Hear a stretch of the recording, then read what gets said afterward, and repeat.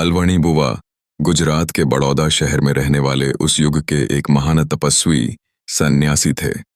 वे अत्यंत वैराग्यशील, त्यागी वृत्ति के थे। लवण का अर्थ होता है नमक, अलवणी का अर्थ जो नमक का सेवन नहीं करते, इसलिए उनके कुल को अलवणी नाम मिला। बुवा ने अपने सेवकों के साथ अनगिनत तीर्थ यात्राएं नंगे पांव की थीं। एक बार वे जगन्नाथपुरी के रथ यात्रा उत्सव में भाग लेने गए। यह यात्रा आषाढ़ मास में होती है, जब उधर का वर्षा ऋतु प्रचंड और मूसलाधार होता है। पुरी पहुंचने पर बुवा और उनके सेवक बारिश में भीगने से बीमार हो गए। उन्हें तेज बुखार हो गया। खाने पीने की व्यवस्था नहीं थी, शरीर में ताकत भी नहीं थी कि बाहर जाकर कुछ लाया जा सके। वे एक कोने में बैठकर भगवान से प्रार्थना कर रहे थे। अचानक बिजली की तरह एक दिव्य प्रकाश प्रकट हुआ।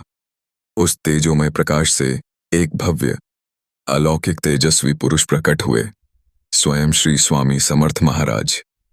उनका तेज ऐसा था कि बुवा की आंखें दिप गईं। स्वामी ने कृपा दृष्टि से बुवा की ओर देखा और उनकी अमृत दृष्टि से बुवा एकदम चैतन्य से भर उठे। जो शरीर निर्जीव सा पड़ा था, उसमें प्राण संचार हुआ और वे संस्कृत भाषा में स्वामी की स्तुति करने लगे। सेवक भी एकाएक स्वस्थ हो गए। बुवा ने पूछा, आप कौन हैं? कहाँ से आए हैं? स्वामी बोले, हमारा वास समस्त ब्रह्मांड में है, हम हर जगह उपस्थित रहते हैं। इसके बाद स्वामी ने उन्हें पास के एक सुंदर भवन में भोजन करने भेजा। स्वामी तुरंत अंतर्ध्यान हो गए। यतिराज की आज्ञा मानकर सब उस भवन में गए और वहां के राजसी भोजन को देखकर आनंदित हो गए। यह आनंद भोजन के कारण नहीं, बल्कि इस बात से था कि स्वयं भगवान ने उनकी पुकार सुनी थी। अलवणी बुवा की यह जगन्नाथ यात्रा दिव्य और सफल हो गई। बुवा का जीवन कीर्तन, प्रवचन, संत संग, तीर्थाटन और पुराण पठन में व्यतीत हुआ। बड़ौदा में उनकी ख्याति फैल गई थी। कालांतर में जब उन्होंने स्वामी समर्थ की कीर्ति सुनी तो अक्कलकोट जाकर स्वयं दर्शन किए।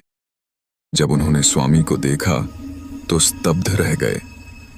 यह वही दिव्य मूर्ति थी जिन्होंने पुरी में प्रकट होकर भूख से तड़प रहे बुवा की रक्षा की थी। उन्होंने स्वामी के चरणों को पकड़कर हृदय से लगा लिया।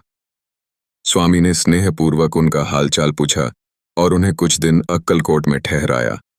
बुवा ने स्वमुख से यह सारी घटना स्वामी के शिष्य वामन बुवा और अन्य सेवकों को सुनाई। बाद में स्वामी से आज्ञा लेकर वे अपने स्थान बड़ौदा को लौट गए। लेकिन अक्कलकोट के सेवकों को एक बात समझ में नहीं आई। जब यह घटना जगन्नाथपुरी में हुई, उस समय तो स्वामी समर्थ अक्कलकोट में ही थे। तभी सबको भान हुआ, यह स्वामी की दूर संचार सिद्धि थी। वे एक साथ अक्कलकोट में भी थे और पुरी में भी। भक्त की पुकार पर स्वयं दौड़ आए और कार्य पूर्ण कर फिर पूर्ववत अक्कलकोट में प्रकट हो गए। यह सब मानव बुद्धि से परे एक अकल्पनीय लीला थी। श्री स्वामी समर्थ। स्वामी समर्थ की कृपा सब पर बनी रहे।